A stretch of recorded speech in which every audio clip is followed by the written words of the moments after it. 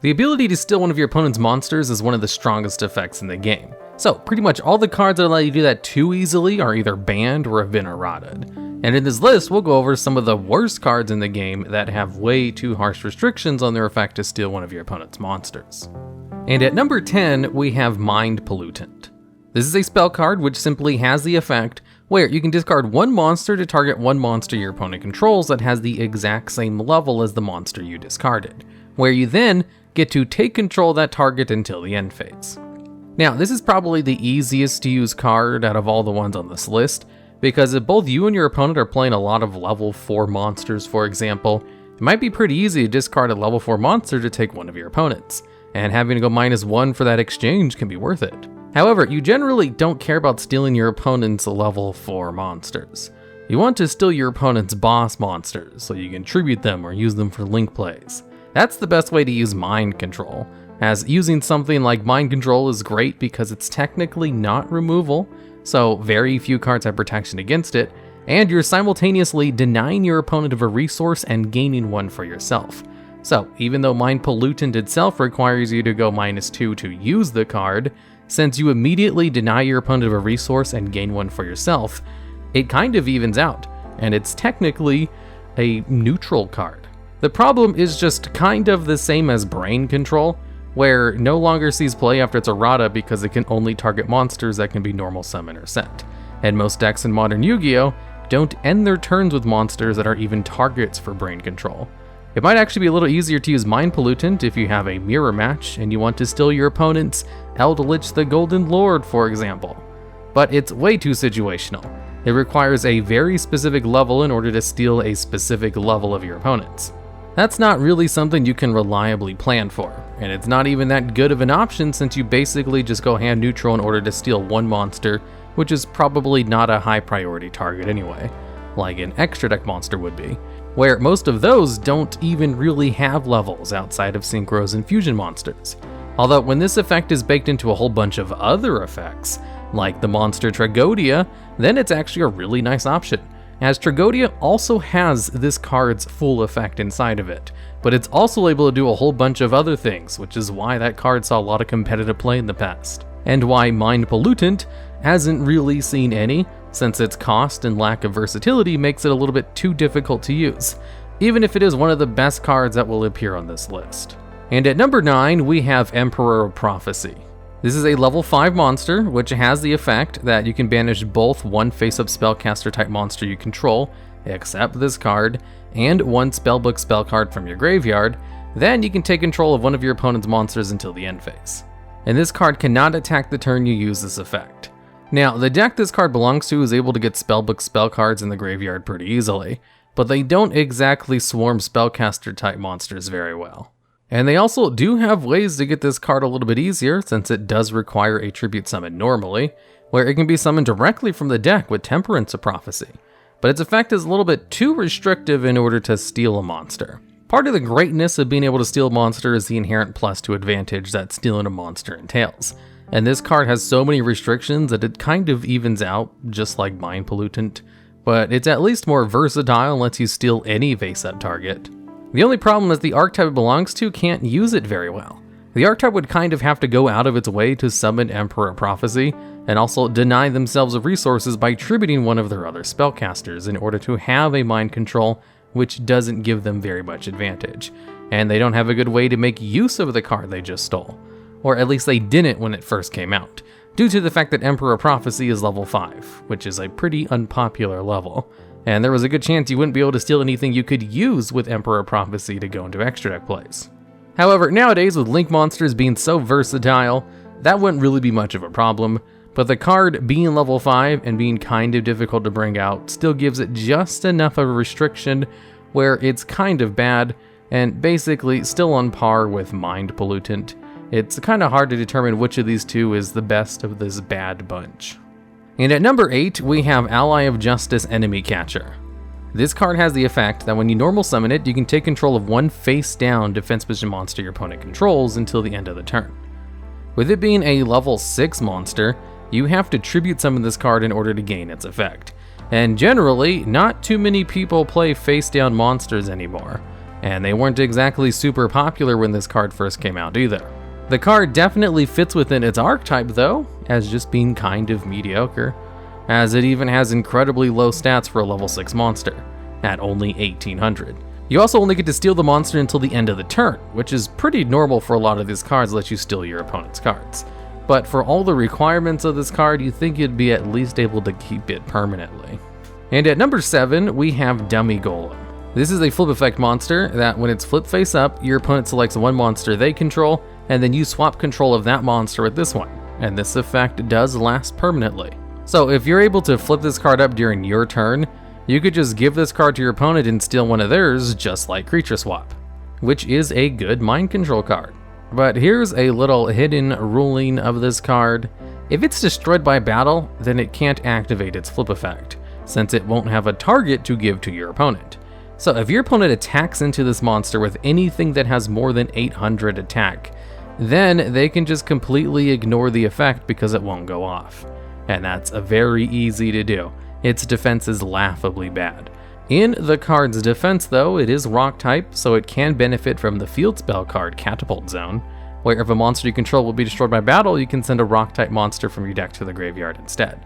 The field spell card is only once per turn, but you only need to protect it once, and you'll be stealing one of your opponent's monsters and then giving them a low attack monster, which you can beat over pretty easily. I've had a couple of fun gimmick decks in the past where I took advantage of this little combo, so I can tell you, it's not very good. Even if it was fun to occasionally steal one of your opponent's boss monsters, on its own it's really hard to activate its effect, and you really have to build your deck around this card, which is not good enough to really do that. And at number 6, we have Shadow Tamer. This is another flip effect card where when it's flip face up, you can take control of one fiend type monster your opponent controls until the end phase. Now, unlike Dummy Golem, this card doesn't need to survive the battle in order to activate its effect. So if your opponent has a fiend type monster, you can take control of it until the end of the turn, even if it's destroyed by battle. But the reason this card makes the list is because that is an incredibly specific target for this card to steal. It can only take one type of monster out of the many 20 plus different types in the game, which is way too specific to be used in any kind of capacity outside of knowing exactly what your opponent is using beforehand. And even then, it's just a flip effect that steals the monster for one turn. That's not very good. There are good cards which steal very specific types of monsters, like Puppet Plant and Electric Virus, for example. But those cards saw play because they allowed you to pick one of 2 different types of monsters and could be activated from the hand, which is one of the easiest places to activate monster effects. Having to set a monster on the field and then flip it face up is too much of a hurdle to steal one specific type of monster. Whereas Electric Virus can just discard itself from the hand in order to steal 2 specific types of monsters, which is a lot easier to accomplish. There is one other incredibly specific flip effect mind control card called Dragon Manipulator, and I kind of lumped them together on this spot on the list, as Dragon type is a lot more useful than the Fiend type. So that's why Shadow Tamer makes it on this list, but they're both kinda bad. Fiend and Dragon types are both pretty plentiful, it's just Fiends are less plentiful than Dragons. And at number 5, we have Gladiator Taming. This is a quick play spell card which can only be activated if you control a Gladiator Beast monster, in which case you get to pick one of its 2 effects. You can either change the battle position of a face-up monster your opponent controls, or take control of one of your opponent's Gladiator Beast monsters until the end of the turn. So the ability to change the battle position of a monster is kind of useful in Gladiator Beast decks, since they're all about surviving the battle phase and being able to attack to activate their effects. If you change one of your opponent's monsters to defense position, then it makes it easier for a lot of them to attack into them. The second effect to steal one of your opponent's monsters, though, is so incredibly specific that it's almost useless. Unless you're playing a mirror match against another Gladiator Beast player, it's not really beneficial to use. You also can't just play this card against the Gladiator Beast deck since it requires you to have a Gladiator Beast to even activate it. There is a Gladiator Beast card called Trojan Gladiator Beast, which is a trap card that allows you to special summon a Gladiator Beast monster from your hand to your opponent's side of the field, where it will then also allow you to draw 1 card. Giving your opponent a monster from your hand with a trap card is just straight up -2 in card advantage, but drawing a card brings it down to only a -1 in card advantage, which is pretty standard for a lot of spell and traps. But generally, you only want to go -1 if you have a really good card to use, which Trojan Gladiator Beast is definitely not. So if you use Trojan Gladiator Beast to give your opponent a Gladiator Beast monster, you could then use Gladiator Taming to take it back in order to attack with it and activate its tag out effect in order to possibly gain advantage. It's an absolutely terrible combo, but it is a combo that is available to Gladiator Beast decks. And funny enough, Gladiator Taming came out 4 years after the first wave of Gladiator Beast support. And Gladiator Beast did see a lot of competitive success when they first came out, so it might have actually seen play if it came out during Gladiator Beast's heyday. But it came out when no one was playing them anymore, so it never saw any play. And at number 4, we have Missing Force. This card has the effect where if you control no other monsters, give up your battle phase, and the ability to special summon monsters for the turn, you can then tribute this card in order to take control of one of your opponent's monsters until the end phase.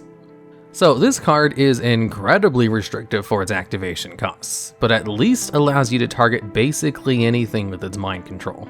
Although the limits on it kind of make it unplayable. Generally, one of the best things to do with one of the monsters you steal is to use it as materials for one of your own summons, or to just get rid of it so you can attack directly that turn and not have to deal with its presence on your opponent's side of the field. You kind of have to jump through hoops if you want to use Missing Force in any kind of meaningful way. You definitely can take advantage of its effect, but the fact that it locks you out of special summoning for the entire turn means you can't just use Monster Reborn to bring it out during your turn in order to steal an opponent's monster and then tribute it for a tribute summon. But you can use Double Summon in order to normal summon Missing Force and then tribute the monster you steal from your opponent at the cost of not really being able to do anything else for that turn. Or if you have some kind of continuous effect on the field that lets you tribute cards, specifically a spell or trap, since you can't have other monsters in the field and activate the effect of Missing Force. It could be a way to tribute it for something like Ectoplasmer. Although this isn't very good, and needless to say, Missing Force hasn't really seen competitive play. And at number 3, we have Synchro Control. This is a quick play spell card which allows you to steal one of your opponent's synchro monsters until the end of your turn, but only under a whole bunch of restrictions. You can't have any synchro monsters on your side of the field or in your graveyard, plus you have to pay 1,000 life points. So it's basically anti-synchro support, but one which doesn't really let you use synchro monsters either, for almost no reason. Back during the synchro era, when the only extra deck summoning method was basically synchros and fusions, this card definitely had the opportunity to be a niche side deck addition. Although it wasn't really used for that, because even when the extra deck method of choice was synchro monsters, this card was a little bit too restrictive to really see any kind of play. And at number 2, we have Splash Capture. This is a trap card that allows you to steal one of your opponent's Xyz monsters permanently. But in order to activate the card, you need to banish 2 fish-type monsters from your graveyard first. The fish type is incredibly unpopular, so there's a very good chance you just won't have the targets in your graveyard to banish to use the effect. And if you specifically want to play this in a fish deck, it's not really something you can readily use whenever you have it, since you do need to make sure to get the targets in the graveyard and know your opponent is playing Xyz monsters. The ability to steal it permanently is pretty nice, but it's even more restrictive, funny enough, than Synchro Control, and surprisingly, didn't see any competitive success when it came out, even during the early days of the XC format when everyone was only using Xyz monsters anyway. And at number 1, we have Neon Polymer. This is kind of like the previous 2 cards, where it only allows you to steal a specific type of extra deck monster, except this one only works on fusion monsters, and requires you to tribute a monster in order to take control of it. So the card is an inherent -2, which is kind of evened out with the stealing of an opponent's monster, but you do get to keep it permanently, just like with Splash Capture.